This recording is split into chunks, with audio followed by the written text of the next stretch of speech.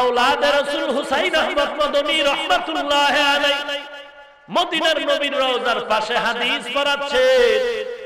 ওই হাদিসটা যখন পড়াচ্ছেন হাজার হাজার ছাত্ররা বসা, সমস্ত নবীরা কবরে জিন্দা নামাজের হালাতে আছেন। একজন ছাত্র দাঁড়ায় কয়, হযরত নবীরা নামাজ কেমনে পড়ে এটা কেমনে বুঝবো? আওলাদে রাসূল হুসাইন আহমদ মদনী বললেন, ওরে ছাত্র ভাই, আমি তো নিজে হাদিস বানাই নাই, পয়গম্বর বলেছেন, এখানেই তো নবী আছেন, রওজার মধ্যে নবীর থেকেই তুমি জবাবটা নিয়ে নাও।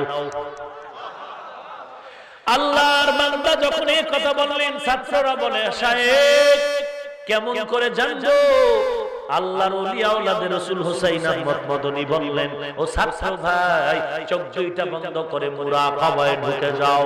তোমার আমার মতো মোবাইল ওয়ালা তারা ছাত্র না, এরা এমন ছাত্র জগতের জন্য শিরিক বেদাতের মূলোৎপাটনকারী একটা নূরের বাতি।